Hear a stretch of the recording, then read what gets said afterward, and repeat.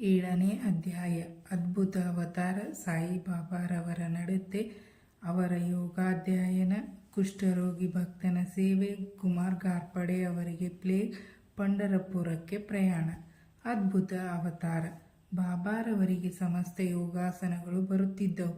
ಅವರಿಗೆ ಮೋತಿ ಮುಂತಾದ 6 ಯೋಗಾಸನಗಳಲ್ಲಿ ಬಹಳ ಪರಿಶ್ರಮವಿತ್ತು. 3 ಅಂಗುಲ ಅಗಲ 22.5 ಅಡಿ ಉದ್ದದ ಬಟ್ಟೆಯಿಂದ ಉದರವನ್ನು ಶುದ್ಧಿ ಮಾಡುವುದಕ್ಕೆ ಧೋತಿ ಎಂದು ಕರೆಯುತ್ತಾರೆ. ಖಂಡಯೋಗದಲ್ಲಿಯೂ ಅವರು ಪ್ರವೀಣರಾಗಿದ್ದರು. ಕೈಕಾಲುಗಳನ್ನು ಬೇರ್ಪಡಿಸಿ ಪುನಃ ಸೇರಿಸಿಕೊಳ್ಳುವ ಯೋಗ ಸಾಧನೆಗೆ ಖಂಡಯೋಗವೆಂದು ಕರೆಯುತ್ತಾರೆ. ಬಾಬಾರವರನ್ನು ನಾವು ಹಿಂದೂ ಎಂದು ಭಾವಿಸುವುದಾದರೆ ಯವನರಂತೆ ಕಾಣುತ್ತಿದ್ದರು.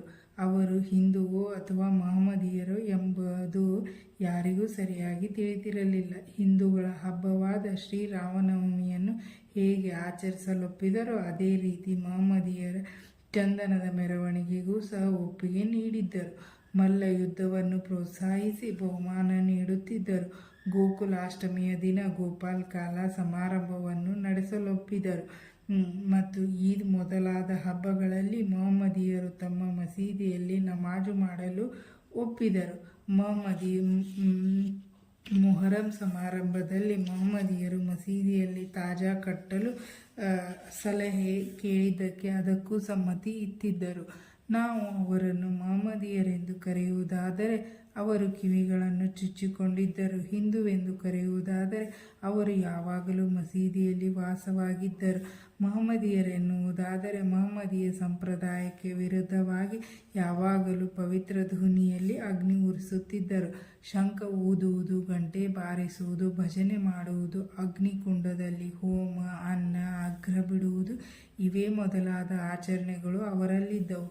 ಮಹಮ್ಮದೀಯರೆನ್ನುವುದಾದರೆ ಅನೇಕ ಬ್ರಾಹ್ಮಣರು, ಅಗ್ನಿಹೋತ್ರಿಗಳು ತಮ್ಮ ಆಚಾರವನ್ನು ಬದಿಗಿಟ್ಟು ಅವರ ಪಾದ ಸೇವೆ ಮಾಡುತ್ತಿದ್ದರು. ಅವರನ್ನು ಪ್ರಶ್ನಿಸಲು ಹೋದ ಕೆಲವರು ಮೂಕರಂತೆ ನಿಂತು ಬಿಡುತ್ತಿದ್ದರು. ಅವರ ದರ್ಶನದಿಂದ ದಿಗ್ಭ್ರಾಂತರಾಗುತ್ತಿದ್ದರು. ಆದುದರಿಂದ ಶ್ರೀ ಸಾಯಿಬಾಬಾರವರು ಹಿಂದುವೋ ಅಥವಾ ಮಹಮ್ಮದೀಯರು ಎಂಬುದನ್ನು ಖಂಡಿತವಾಗಿ ನಿರ್ಧರಿಸಲು ಸಾಧ್ಯವೇ ಇಲ್ಲ. ಪರಮಾತ್ಮನಲ್ಲಿ ಐಕ್ಯರಾದ ಬಾಬಾರವರಿಗೆ ಜಾತಿ ಮತದ ಭೇದ ಭಾವ ಇರಲಿಲ್ಲ. ಸರ್ವ ಮತದವರನ್ನು, ಸಕಲ ಚರಾಚರಗಳನ್ನು ಅವರು ಒಂದೇ ಎಂದು ಭಾವಿಸಿದ್ದರು. ಇಂಥ ಒಂದು ಉದಾತ್ತವಾದ, ಏಕೈಕವಾದ, ಅತ್ಯಾಶ್ಚರ್ಯಕರವಾದ ಅವತಾರ ಪುರುಷರು ಶ್ರೀ ಸಾಯಿಬಾಬಾ. ಪೂರ್ವಜನ್ಮದ ಸುಕೃತ ಫಲದಿಂದ ಮಾತ್ರವೇ ನನಗೆ ಅವರ ಸೇವೆ ಮಾಡುವ ಯೋಗ ದೊರೆಯಿತು. ನನ್ನ ಆನಂದಕ್ಕೆ ಪಾರವೇ ಇರಲಿಲ್ಲ. ಬಾಬಾರವರು ಅನಂತವಾದ ಆನಂದ ಸ್ಮೃತಿಯುಳ್ಳವರಾಗಿದ್ದರು. ಅವರ ಶ್ರೇಷ್ಠತೆಯನ್ನು ಮತ್ತು ಏಕೈಕ ಸ್ವಭಾವವನ್ನು ಪೂರ್ಣವಾಗಿ ವರ್ಣಿಸಲು ಸಾಧ್ಯವೇ ಇಲ್ಲ. ಅನೇಕ ಸಾಧು ಸಂತರುಗಳು ಮೋಕ್ಷ ಮಾರ್ಗದ ಮರ್ಮವನ್ನು ತಿಳಿಯಲು ಬಾಬಾರವರ ಕಡೆಗೆ ಬರುತ್ತಿದ್ದರು. ಅವರು ಸರ್ವರೊಡನೆಯೂ ಕಲೆತು ಸಂಭಾಷಣೆ ಮಾಡಿ ಸೂಕ್ತ ರೀತಿಯ ಸಲಹೆಗಳನ್ನು ನೀಡುತ್ತಿದ್ದರು. ಯಾವಾಗಲೂ ದೇವರು ದೊಡ್ಡವನು ಎಂದು ಹೇಳುತ್ತಿದ್ದರು. ಶ್ರೀಮಂತನಾಗಲಿ ಬಡವರಾಗಲಿ ಎಲ್ಲರೂ ಒಂದೇ ತರಹದ ಮರ್ಯಾದೆ ಸಲ್ಲುತ್ತಿತ್ತು. ಅವರಿಗೆ ಪ್ರಪಂಚದ ಆಗು ಹೋಗುಗಳೆಲ್ಲವೂ ತಿಳಿದಿದ್ದವು. ಅವರು ಜ್ಞಾನದ ಗಣಿಯಾಗಿದ್ದರು. ಆದರೂ ಏನೂ ತಿಳಿಯದವರಂತೆ ಕಾಣುತ್ತಿದ್ದರು. ಮನುಷ್ಯ ರೂಪಿಗಳಾಗಿದ್ದರು. ಅವರ ಕೆಲಸಗಳಲ್ಲಿ ದೈವಿಕತೆ ತುಂಬಿತ್ತು. ಸರ್ವರು ಅವರನ್ನು ದೇವರೆಂದೇ ಭಾವಿಸಿದ್ದರು. ಸಾಯಿಬಾಬಾರವರ ಆಚರಣೆ. ಬಾಬಾರವರು ಶಿರ್ಡಿಯಲ್ಲಿಯ ಸಮಸ್ತ ದೇವಾಲಯಗಳನ್ನು ದುರಸ್ತಿಪಡಿಸಿದರು. ತಾತ್ಯಾ ಪಾಟೀಲರ ಮೂಲಕ ಶನಿ, ಗಣಪತಿ, ಶಂಕರ, ಪಾರ್ವತಿ, ಗ್ರಾಮ ದೇವತೆ, ಮಾರುತಿ ಮುಂತಾದ ದೇವಾಲಯಗಳನ್ನು ದುರಸ್ತಿಪಡಿಸಿದರು. ಅಂತೆಯೇ ಅವರು ಧರ್ಮಿಷ್ಠರಾಗಿಯೂ ಮತ್ತು ದಾನಶೀಲರಾಗಿಯೂ ಇದ್ದರು. ದಕ್ಷಿಣೆಯ ಮೂಲಕ ಸಂಪಾದಿಸಿದ ಹಣವನ್ನೆಲ್ಲ ಒಬ್ಬರಿಗೆ 20 ರೂಪಾಯಿಗಳನ್ನು, ಇನ್ನೊಬ್ಬರಿಗೆ 15 ರೂಪಾಯಿಗಳನ್ನು, ಮತ್ತೊಬ್ಬರಿಗೆ 50 ರೂಪಾಯಿಗಳನ್ನು ಈ ರೀತಿ ಪ್ರತಿದಿನವೂ ಎಲ್ಲರಿಗೂ ಸಂತೋಷದಿಂದ ಹಂಚುತ್ತಿದ್ದರು. ಅದನ್ನು ಭಕ್ತರು ಬಹಳ ಪೂಜ್ಯ ಭಾವನೆಯಿಂದ ಸ್ವೀಕರಿಸುತ್ತಿದ್ದರು. ಎಲ್ಲ ದ್ರವ್ಯವೂ ಸದ್ವಿನಿಯೋಗವಾಗಬೇಕೆಂಬುದೇ ಬಾಬಾರವರ ಇಚ್ಛೆಯಾಗಿತ್ತು. ಬಾಬಾರವರ ದರ್ಶನದಿಂದ ಭಕ್ತ ಜನರಿಗೆ ಬಹಳ ಲಾಭವಾಯಿತು. ಅನೇಕ ಜನರು ಆರೋಗ್ಯದಿಂದ ದೃಢಕಾಯರಾದರು. ಕೆಲವು ಕುಷ್ಠರೋಗಿಗಳಿಗೆ ಗುಣವಾಯಿತು. ದುಷ್ಟರು ಸನ್ಮಾರ್ಗ ಪ್ರವರ್ತಕರಾದರು. ಯಾವ ಒಂದು ಔಷಧಿಯೂ ಇಲ್ಲದೆ ಅನೇಕ ಕುರುಡರಿಗೆ ಕಣ್ಣು ಕಾಣುವಂತಾಯಿತು. ಕಾಲಿಲ್ಲದವರಿಗೆ ನಡೆಯಲು ಬಂದಿತು. ಅವರ ಕೀರ್ತಿಯು ದೇಶದಾದ್ಯಂತ ಹರಡಿತು. ಅನೇಕ ಯಾತ್ರಾರ್ಥಿಗಳು ಬಂದು ಬಾಬಾರವರ ಅನಂತ ದರ್ಶನ ಪಡೆದು ಪರಮ ಸಂತೋಷಭರಿತರಾಗಿ ಅಚ್ಚಳಿಯದ ಭಕ್ತಿಯಿಂದ ಹಿಂತಿರುಗುತ್ತಿದ್ದರು. ಬಾಬಾರವರು ಮಾತ್ರ ಯಾವಾಗಲೂ ಮಹಾತಪಸ್ವಿಯಂತೆ ದೂನಿಯ ಮುಂದೆ ಕುಳಿತಿರುತ್ತಿದ್ದರು. ಮೊದಲು ಬಾಬಾ ಒಂದು ಅಂಗಿ ಧೋತರ ಉಟ್ಟುಕೊಂಡು ಬಿಳಿ ಪೇಟವನ್ನು ತಲೆಗೆ ಸುತ್ತಿಕೊಳ್ಳುತ್ತಿದ್ದರು. ಹಳ್ಳಿಯ ರೋಗಿಗಳನ್ನು ಪರೀಕ್ಷಿಸಿ ಔಷಧಿ ಕೊಡುತ್ತಿದ್ದರು. ಈ ವೃತ್ತಿಯಲ್ಲಿ ಅವರಿಗೆ ಜಯವೂ ದೊರೆತು ಹಳ್ಳಿಯ ಹಕೀಮರಾದರು. ಅವರು ಒಂದು ದಾರುಣವಾದ ರೋಗವನ್ನು ವಾಸಿ ಮಾಡಿದ ಕತೆ ಈ ರೀತಿ ಇದೆ. ಒಂದು ಸಾರಿ ಭಕ್ತನೊಬ್ಬನ ಕಣ್ಣುಗಳು ಊದಿಕೊಂಡವು. ಆಗ ಶಿರ್ಡಿಯಲ್ಲಿ ವೈದ್ಯರಾರೂ ಇರಲಿಲ್ಲ. ಕೆಲವರು ಅವನನ್ನು ಬಾಬಾರವರ ಬಳಿಗೆ ಕರೆದುಕೊಂಡು ಹೋದರು. ಬೇರೆ ವೈದ್ಯರಾಗಿದ್ದರೆ ಸಾಮಾನ್ಯವಾಗಿ ಮುಲಾಮು, ಹಸುವಿನ ಹಾಲು ಇತ್ಯಾದಿಗಳನ್ನು ಉಪಯೋಗಿಸುತ್ತಿದ್ದರು. ಆದರೆ ಬಾಬಾರವರದೇ ಒಂದು ವೈಶಿಷ್ಟ್ಯ. ಸಾಯಿಬಾಬಾರವರು ಬೀಬಾಕಾಯಿಯನ್ನು ಪುಡಿ ಮಾಡಿ ಗುಳಿಗೆ ಮಾಡಿ ಅವುಗಳನ್ನು 2 ಕಣ್ಣುಗಳಿಗೆ ಹಾಕಿ ಬಟ್ಟೆ ಕಟ್ಟಿದರು. ಮಾರನೇ ದಿವಸ ಬಿಚ್ಚಿ ನೀರಿನಿಂದ ಕಣ್ಣನ್ನು ತೊಳೆದರು. ಊದು ಹಿಡಿದು ಕಣ್ಣುಗಳು ಸ್ವಚ್ಛವಾಗಿದ್ದವು. ಬಾಬಾರವರ ಯೋಗಾಧ್ಯಯನ. ಬಾಬಾರವರಿಗೆ ಎಲ್ಲ ತರಹದ ಯೋಗಾಸನಗಳು ಬರುತ್ತಿದ್ದವು. ಇಲ್ಲಿ 2 ಮಾತ್ರ ವಿವರಿಸುತ್ತೇನೆ. ಒಂದು ಧೋತಿ ವಿಧಾನ. ಬಾಬಾರವರು ಮಸೀದಿಯಿಂದ ಸ್ವಲ್ಪ ಹತ್ತಿರದಲ್ಲಿಯೇ ಇದ್ದ ಅಶ್ವತ್ಥ ವೃಕ್ಷದ ಬಳಿಯ ಬಾವಿಗೆ ಹೋಗಿ ಸ್ನಾನ ಮೊದಲಾದವುಗಳನ್ನು ತೀರಿಸಿಕೊಂಡು ಬರುತ್ತಿದ್ದರು. ಕೆಲವು ಸಾರಿ ಅವರ ಕರುಳುಗಳನ್ನು ಹೊರಗೆ ತೆಗೆದು ಶುದ್ಧ ಮಾಡಿ ಬಿಸಿಲಿನಲ್ಲಿ ಒಣಗಿಸಲ್ಗೋಸ್ಕರ ಇಡುತ್ತಿದ್ದರು. ಇದನ್ನು ಅನೇಕ ಶಿರ್ಡಿ ನಿವಾಸಿಗಳು ಕಣ್ಣಾರೆ ಕಂಡಿರುವವರೆಂದು ಹೇಳಿರುತ್ತಾರೆ. ಸಾಮಾನ್ಯವಾಗಿ ಧೋತಿ ಯೋಗವೆಂದರೆ 3 ಅಂಗುಲ ಅಗಲ 22.5 ಅಂಗುಲ ಉದ್ದದ ಬಟ್ಟೆಯನ್ನು ಒದ್ದೆ ಮಾಡಿ ಗಂಟಲಿನ ಮೂಲಕ ಉದರಕ್ಕೆ ತುರುಕಿ ಸುಮಾರು ಅರ್ಧ ಗಂಟೆಯವರೆಗೆ ಅದನ್ನು ಅಲ್ಲಿರಿಸಿದ ನಂತರ ಹೊರಕ್ಕೆ ತೆಗೆದು ಒಣ ಹಾಕುವುದು. ಆದರೆ ಬಾಬಾರವರ ಧೋತಿ ಯೋಗವೇ ವಿಚಿತ್ರವಾಗಿದ್ದಿತು. 2 ಖಂಡ ವಿಧಾನ. ಈ ಯೋಗ ಸಾಧನೆಯಲ್ಲಿ ಬಾಬಾರವರು ಕೈಕಾಲುಗಳನ್ನು ದೇಹದಿಂದ ಬೇರ್ಪಡಿಸಿ ಬೇರೆ ಬೇರೆ ಕಡೆಗೆ ಇಡುತ್ತಿದ್ದರು. ಒಂದು ಸಾರಿ ಅವರು ಈ ಯೋಗ ಸಾಧನೆಯಲ್ಲಿ ನಿರತರಾಗಿದ್ದಾಗ ಒಬ್ಬನು ಇದನ್ನು ನೋಡಿ ಆಶ್ಚರ್ಯಗೊಂಡನು. ಬಾಬಾರವರನ್ನು ಯಾರೋ ಕೊಲೆ ಮಾಡಿದ್ದಾರೆ ಎಂದು ಭಾವಿಸಿ ಹಳ್ಳಿಯವರಿಗೆ ಈ ಸಂಗತಿ ತಿಳಿಸಬೇಕೆಂದು ನಿಶ್ಚಯಿಸಿಕೊಂಡನು. ನಂತರ ಈ ವಿಷಯವನ್ನು ತಿಳಿಸಿದರೆ ತನ್ನ ಮೇಲೆಯೇ ಅಪವಾದ ಬರಬಹುದು ಎಂದು ಭಾವಿಸಿ ಭೀತಿಯಿಂದ ಸುಮ್ಮನಾದನು. ಮಾರನೆಯ ದಿನ ಮಸೀದಿಗೆ ಹೋದಾಗ ಬಾಬಾ ಎಂದಿನಂತೆ ಇರುವುದನ್ನು ಕಂಡು ದಿಗ್ಭ್ರಾಂತನಾದನು. ಬಾಬಾರವರು ಚಿಕ್ಕಂದಿನಿಂದಲೇ ಈ ತರಹದ ಯೋಗಾಭ್ಯಾಸನವನ್ನು ಮಾಡುತ್ತಿದ್ದರು. ಅವರು ಇಷ್ಟೊಂದು ಪ್ರಾವೀಣ್ಯತೆಯನ್ನು ಹೇಗೆ ಸಂಪಾದಿಸಿದರೆಂಬುದು ಯಾರಿಗೂ ತಿಳಿಯದ ವಿಷಯ. ಅವರು ರೋಗಗಳನ್ನು ಗುಣಪಡಿಸಿದುದಕ್ಕೆ ಯಾವುದೊಂದು ಪ್ರತಿಫಲವನ್ನು ಪಡೆಯುತ್ತಿರಲಿಲ್ಲ. ಹೀಗಾಗಿ ಅವರು ಬಹಳ ಜನಪ್ರಿಯರಾದರು. ಯಾವಾಗಲೂ ಜನಸೇವೆಯಲ್ಲಿ ನಿರತರಾಗಿದ್ದರು. ಈ ಕೆಳಗಿನ ಕಥೆಯಿಂದ ಬಾಬಾರವರ ಸರ್ವಜ್ಞತ್ವ ಮತ್ತು ದಯೆ ವೇದ್ಯವಾಗುತ್ತದೆ. ಸರ್ವಜ್ಞ ಮತ್ತು ದಯೆ. ಅಂದು ದೀಪಾವಳಿ ಹಬ್ಬ. ಬಾಬಾರವರು ಎಂದಿನಂತೆ ದೂನಿಯ ಮುಂದೆ ಕುಳಿತು ಕಾಯಿಸಿಕೊಳ್ಳುತ್ತಿದ್ದರು. ದೂನಿಯಲ್ಲಿ ಅಗ್ನಿದೇವನು ಶಾಂತಿಯುತವಾಗಿ ಬೆಳಗುತ್ತಿದ್ದುದನ್ನು ಕಾಷ್ಟವನ್ನು ದೂನಿಯಲ್ಲಿ ಹಾಕುತ್ತಾ ತಮ್ಮ ಕೈಗಳನ್ನು ಸಹ ಅಗ್ನಿಯಲ್ಲಿಟ್ಟಿದ್ದರು. ಆಗ ಬಾಬಾರವರು ತೋಳೆಲ್ಲವೂ ಸುಟ್ಟು ಗಾಯವಾಯಿತು. ಇದನ್ನು ಸೇವಕನಾದ ಮಾಧವ್ ಮತ್ತು ಮಾಧವರಾವ್ ದೇಶಪಾಂಡೆ ಕಣ್ಣಾರೆ ಕಂಡು ಅವರ ಹತ್ತಿರ ಹೋಗಿ, ಬಾಬಾ ಇದೇನು ಮಾಡಿದಿರಿ ಎಂದು ಪ್ರಶ್ನಿಸಿದರು. ಆಗ ಬಾಬಾರವರು ಅಕ್ಕಸಾಲಿಗನೋರ್ವನ ಪತ್ನಿ ತಿದಿಯೊತ್ತುತ್ತಾ ಕೆಲಸ ಮಾಡುತ್ತಿದ್ದಳು. ಅವಳ ಪತಿಯು ಕರೆದುದರಿಂದ ಮಗುವನ್ನು ಅಲ್ಲಿಯೇ ಬಿಟ್ಟು ಓಡಿ ಹೋದಳು. ಮಗು ಆಟವಾಡುತ್ತಾ ಅಗ್ನಿಯೊಳಗೆ ಕೈ ಇಟ್ಟಿತು. ಆ ಮಗುವನ್ನು ರಕ್ಷಿಸಲ್ಗೋಸ್ಕರ ಕೂಡಲೇ ಈ ರೀತಿ ಮಾಡಿದೆನು.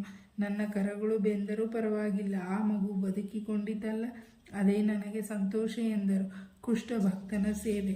ಬಾಬಾರವರು ಕೈ ಸುಟ್ಟುಕೊಂಡ ಘಟನೆ ನಡೆದ ಕೂಡಲೇ ಮಾಧವರಾವ್ ದೇಶಪಾಂಡೆ ಮತ್ತು ನಾನಾ ಸಾಹೇಬ್ ಚಾಂದೋಡ್ಕರ್ ಅವರು ಮುಂಬಯಿಯ ಪ್ರಸಿದ್ಧ ವೈದ್ಯರಾದ ಶ್ರೀ ಪರಮಾನಂದರವರಿಂದ ಅವರನ್ನು ಚಿಕಿತ್ಸೆ ಮಾಡಿಸಿಕೊಳ್ಳುವಂತೆ ಬೇಡಿದರು. ಆದರೆ ಅವರು ಅದಕ್ಕೆ ಸಮ್ಮತಿಸಲಿಲ್ಲ. ಕೈ ಸುಟ್ಟುಕೊಂಡಾಗಿನಿಂದ ಕುಷ್ಠರೋಗಿಯಾದ ಬಾಬೂಜಿ ಸಿಂಧೆಯವರೇ ಅವರ ಉಪಚಾರ ಮಾಡುತ್ತಿದ್ದರು. ಅವರ ಪ್ರತಿದಿನವೂ ದಹಿಸಲ್ಪಟ್ಟ ಜಾಗಕ್ಕೆ ತುಪ್ಪವನ್ನು ಸವಿರಿ, ನೀವಿ ಅದರ ಮೇಲೆ ಹಸಿರು ಎಲೆ ಇಟ್ಟು ಬಟ್ಟೆ ಕಟ್ಟುತ್ತಿದ್ದರು. ನಾನಾ ಸಾಹೇಬ್ ಚಾಂದೋದ್ಕರ್ ಅವರು ಮತ್ತು ಡಾಕ್ಟರ್ ಪರಮಾನಂದ್ ಅವರು ಎಷ್ಟು ಸಾರಿ ವಿನಂತಿಸಿದರೂ ಬಾಬಾ ಚಿಕಿತ್ಸೆಗೆ ಸಮ್ಮತಿಸಲೇ ಇಲ್ಲ. ಪ್ರತಿದಿನವೂ ಬಾಗೋಜಿ ಅವರೇ ಸೇವೆ ಮಾಡುತ್ತಿದ್ದರು. ಸ್ವಲ್ಪ ದಿನಗಳ ನಂತರ ಬಾಬಾರವರು ಸಮಾಧಿಯ ತನಕ ಅವರೇ ತೋಳುಗಳಿಗೆ ತುಪ್ಪ ಸವರಿ ನೀಯುತ್ತಿದ್ದರು. ಬಾಬಾರವರು ಸ್ವಯಂ ಸಿದ್ಧರಾಗಿದ್ದರು. ಬಾಗೋಜಿಯವರ ಮೇಲಿನ ಮಮತೆಯಿಂದ ಅವರ ಸೇವೆಯನ್ನು ಸ್ವೀಕರಿಸುತ್ತಿದ್ದರು. ಬಾಗೋಜಿಯವರು ಪೂರ್ವಜನ್ಮದಲ್ಲಿ ಪಾಪಿಷ್ಠರಾಗಿದ್ದರು.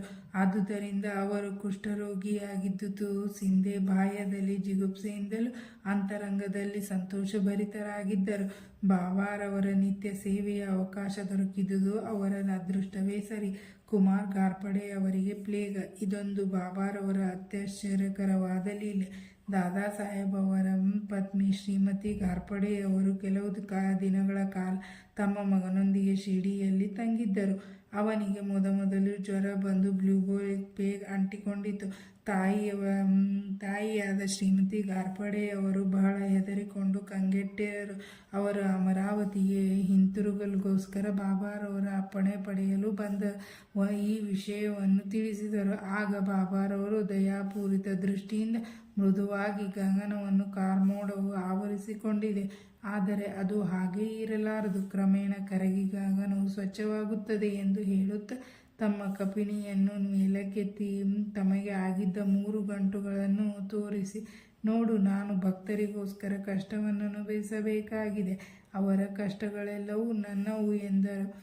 ಈ ಒಂದು ಏಕೈಕವಾದ ಮತ್ತು ಆಶ್ಚರ್ಯಕರವಾದ ಲೀಲೆಗಳನ್ನು ನೋಡಿ ಅಲ್ಲಿ ನೆರೆದಿದ್ದ ಜನಸ್ತೋಮವು ಸಂತರು ಹೇಗೆ ತಮ್ಮ ಭಕ್ತರಿಗೋಸ್ಕರ ಕಷ್ಟವನ್ನು ಅನುಭವಿಸುತ್ತಾರೆ ಎಂಬುದನ್ನು ಮನಗಂಡಿತು. ಸಂತರ ಮನಸ್ಸು ಮೇಣದ ಹಾಗೆ ಮೃದುವಾಗಿರುತ್ತದೆ. ಮೇಲಾಗಿ ಸದು ಬೆಣ್ಣೆ ಹಾಗೆ ಒಳಗೂ ಹೊರಗೂ ಮೃದುವಾಗಿರುತ್ತದೆ. ಅವರು ತಮ್ಮ ಭಕ್ತರನ್ನು ಯಾವುದೇ ಪ್ರತಿಫಲದ ಅಪೇಕ್ಷೆ ಇಲ್ಲದೆ ಪ್ರೀತಿಸುತ್ತಾರೆ ಮತ್ತು ಅವರನ್ನು ತಮ್ಮ ಸ್ವಂತ ಶಿಶುಗಳಂತೆ ಕಾಪಾಡುತ್ತಾರೆ. ಪಂಢರಪುರದ ಯಾತ್ರೆ. ಇನ್ನು ಶ್ರೀ ಸಾಯಿಬಾಬಾರವರು ತಮ್ಮ ಭಕ್ತರನ್ನು ಹೇಗೆ ಪ್ರೀತಿಸುತ್ತಿದ್ದರು, ಅವರ ಆಶೆ ಆಕಾಂಕ್ಷೆಗಳನ್ನು ಹೇಗೆ ಈಡೇರಿಸುತ್ತಿದ್ದರು ಎಂಬುದನ್ನು ಈ ಘಟನೆಯಲ್ಲಿ ಮನಗಾಣುವಿರಿ. ಖಾನಾ ದೇಶದಲ್ಲಿಯ ನಾಂದೂಬಾರದ ಮಾಮಲೆದಾರರಾದ ಶ್ರೀ ನಾನಾ ಸಾಹೇಬ್ ಚಾಂದೋದ್ಕರ್ ಬಾಬಾರವರ ಪರಮ ಭಕ್ತರು. ಅವರಿಗೆ ಪಂಢರಪುರಕ್ಕೆ ವರ್ಗವಾದ ಹುಕುಂ ಬಂದಿತು. ನಿಜವಾಗಿಯೂ ಭಕ್ತನ ಅಪರಿಮಿತವಾದ ಭಕ್ತಿಗೆ ಬಾಬಾ ಮೆಚ್ಚಿದವರಷ್ಟೇ. ಏಕೆಂದರೆ ಭೂಕು ವೈಕುಂಠವಾದ ಪಂಢರಪುರದಲ್ಲಿ ನೆಲೆಸಲು ಸಿಕ್ಕ ಅವಕಾಶಕ್ಕಿಂತ ಮಿಗಿಲಾದುದೇನಿದೆ. ಅವರು ತಕ್ಷಣದಲ್ಲಿಯೇ ಕೆಲಸದ ಪರಭಾರ ವಹಿಸಬೇಕಾದುದರಿಂದ ಕೂಡಲೇ ಪ್ರಯಾಣ ಬೆಳೆಸಿದರು. ಶಿರ್ಡಿಗೆ ಸಮಾಚಾರ ತಿಳಿಸಲಿಲ್ಲ. ಅವರು ಯಾರಿಗೂ ತಿಳಿಯದಂತೆ ತಕ್ಷಣವೇ ಶಿರ್ಡಿಗೆ ಸಮಾಚಾರ ತಿಳಿಸಲಿಲ್ಲ. ಅವರು ಯಾರಿಗೂ ತಿಳಿಯದಂತೆ ತಕ್ಷಣವೇ ಶಿರ್ಡಿಗೆ ಹೋಗಿ ಬಾಬಾರವರ ದರ್ಶನ ಮಾಡಿಕೊಂಡು ನಂತರ ಪಂಢರಪುರಕ್ಕೆ ಹೋಗಬೇಕೆಂದಿದ್ದರು. ಅವರು ಶಿರ್ಡಿಗೆ ಹೊರಟಿದ್ದು ಯಾರಿಗೂ ತಿಳಿದಿರಲಿಲ್ಲ. ಆದರೆ ಸರ್ವವ್ಯಾಪಿಯೂ ಅಂತರ್ಯಾಮಿಯೂ ಆದ ಶ್ರೀ ಸಾಯಿಬಾಬಾರವರಿಗೆ ತಿಳಿಯದಿರುವುದೇನಿದೆ. ನಾನಾ ಸಾಹೇಬರು ಶಿರ್ಡಿಗೆ ಸ್ವಲ್ಪ ದೂರದಲ್ಲಿಯೇ ಇದ್ದ ನಿಮಂಗಾಂವ್ ಸಮೀಪಿಸುತ್ತಿದ್ದ ಕ್ಷಣದಲ್ಲಿಯೇ ಬಾಬಾರವರು ತಮ್ಮ ಜ್ಞಾನ ದೃಷ್ಟಿಯಿಂದ ಅದನ್ನು ಅರಿತು ಮಸೀದಿಯಲ್ಲಿ ಮಾಸಾಪತಿ ಮತ್ತು ಇತರರೊಡನೆ ಸಂಭಾಷಿಸುತ್ತಿರುವಾಗ ತಕ್ಷಣವೇ ಪಂಢರಪುರದ ಬಾಗಿಲು ತೆರೆದಿದೆ. ಈಗ ನಾವೆಲ್ಲರೂ ಭಜನೆ ಮಾಡೋಣ ಎಂದರು. ಅನಂತರ ನಾನು ನನ್ನ ದೇವರ ವಾಸಸ್ಥಾನವಾದ ಪಂಢರಪುರಕ್ಕೆ ಹೋಗಿ ನೆಲೆಸುವೆ ಎಂದು ಭಜನೆಯನ್ನಾರಂಭಿಸಿದರು. ಭಕ್ತರೆಲ್ಲರೂ ಜೊತೆಗೂಡಿ ಭಜನೆ ಮಾಡಲು ಆರಂಭ ಮಾಡಿದರು. ನಾನಾ ಸಾಹೇಬರು ಕುಟುಂಬ ಸಮೇತ ಬಂದು ಬಾಬಾರವರಿಗೆ ನಮಸ್ಕರಿಸಿ ಪಂಢರಪುರಕ್ಕೆ ತಾವು ನನ್ನೊಡನೆ ಬರಬೇಕು ಎಂದು ಪ್ರಾರ್ಥಿಸಿದರು. ಆ ಆಮಂತ್ರಣ ಅನವಶ್ಯಕವಾಗಿತ್ತು. ಏಕೆಂದರೆ ಬಾಬಾರವರು ಈ ಹಿಂದೆ ಪಂಢರಪುರಕ್ಕೆ ಹೋಗುವ ಇಚ್ಛೆಯಂತೆ ಭಜನೆಯನ್ನಾರಂಭಿಸಿದರಷ್ಟೇ. ಇದನ್ನು ಕೇಳಿದ ನಾನಾ ಸಾಹೇಬರ ಮನಸ್ಸು ಕರಗಿ ಅವರು ಬಾಬಾರವರ ಪಾದಾರವಿಂದಗಳಿಗೆ ಎರಗಿದರು. ಅನಂತರ ಅವರ ಆಶೀರ್ವಾದ ಊದಿ ತೆಗೆದುಕೊಂಡು ಪಂಢರಪುರಕ್ಕೆ ಪ್ರಯಾಣ ಬೆಳೆಸಿದರು. ಶ್ರೀ ಸಾಯಿ ಪ್ರಣಾಮ. ಇಲ್ಲಿಗೆ 7ನೇ ಅಧ್ಯಾಯ ಮುಕ್ತಾಯವಾಯಿತು.